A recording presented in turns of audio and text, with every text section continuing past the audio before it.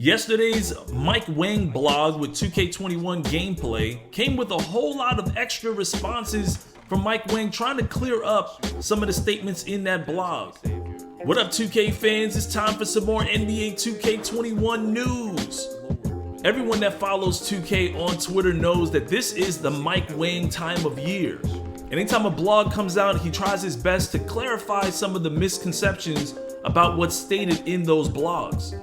So we're gonna dive into some of those conversations to see if I can clear up some of the things that you might have misunderstood or still have some trouble with understanding.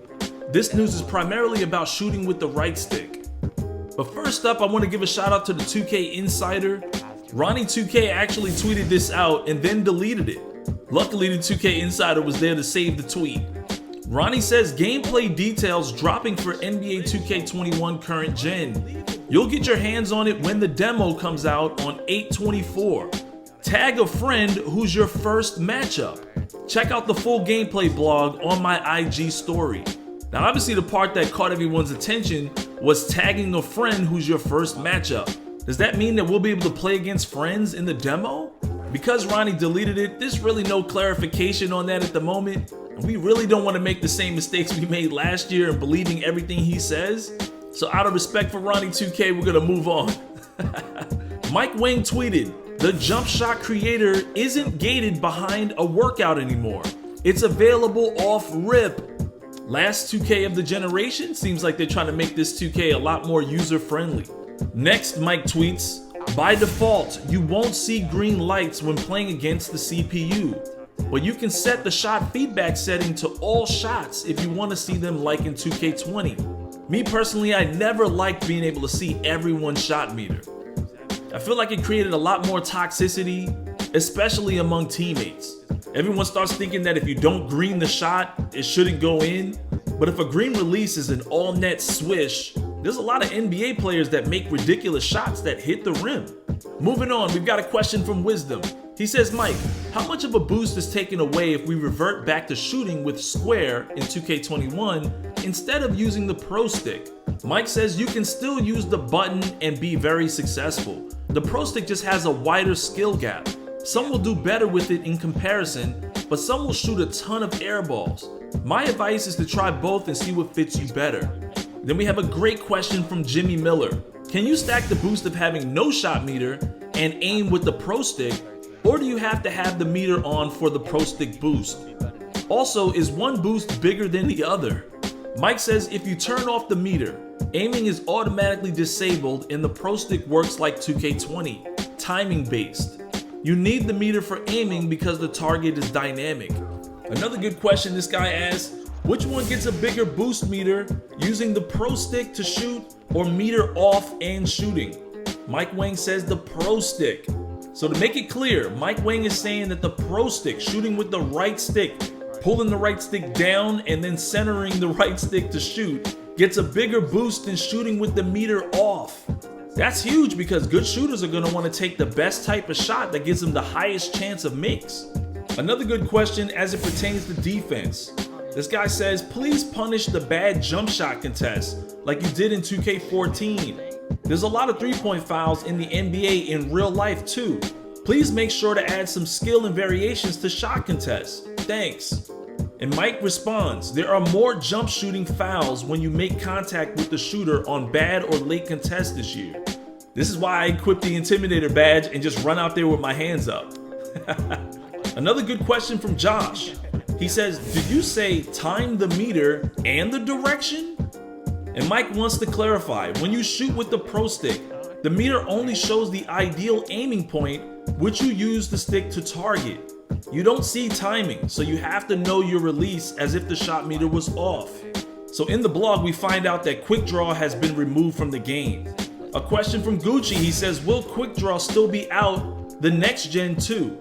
And Mike Wang says, yes, it's gone forever. I'm one of those guys that hoops regardless, so this wasn't a big factor to me. I had two prominent builds that had Hall of Fame shooting badges, and I kind of thought the Quick Draw badge separated the good shooters from the bad. I'm glad to see they put it back in the Jumpshot Creator. I know the community really wanted that, but I just didn't see it as a big deal.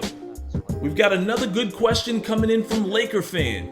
To further clarify, I don't think even the 53-point locks should be near consistent shooters. But I was just unsure if you were referencing what we already know. That 33 3-point is extremely hard to hit, but that 51 is not. Or a 51 will struggle as well. And Mike responds, the goal is for you to have to be at least in the mid to high 70s to be a decent threat. If people are consistently hitting as a 51, I'll make a hot fix. This got a lot of likes and it's been a heated argument in my comment section and on my Twitter timeline.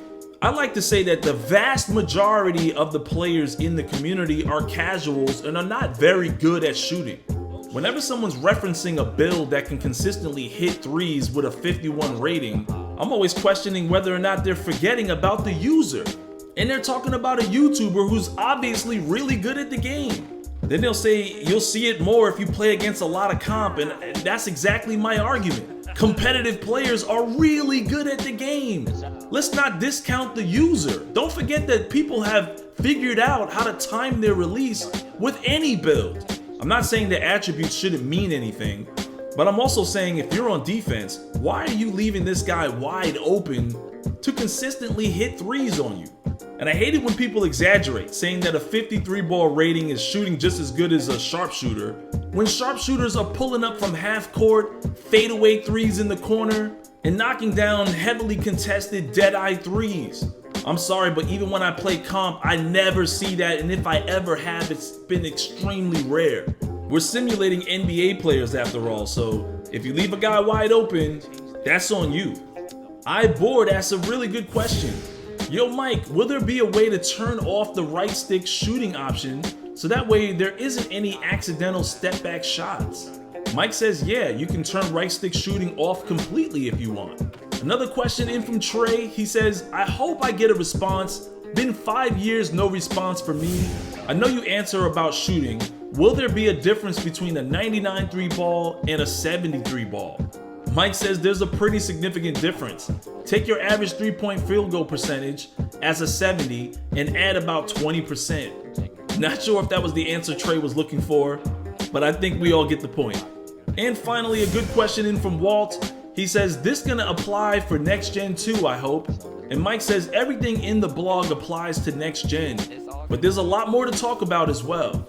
So I don't know guys, it seems like Mike Wang is having a hard time explaining the shooting with the right stick in 2K21. It definitely sounds more difficult, or it might just have a higher skill gap, or might require some extra button presses. Regardless, if a guy's making shots consistently with that new shot meter, that means he definitely has his shot down. So let me know what you guys think. Did this bring some clarity to some concerns you had about the new shooting with the right stick? As always, let me know in the comment section below. Smack that like button to show your support and subscribe, and I'll see you in the next one.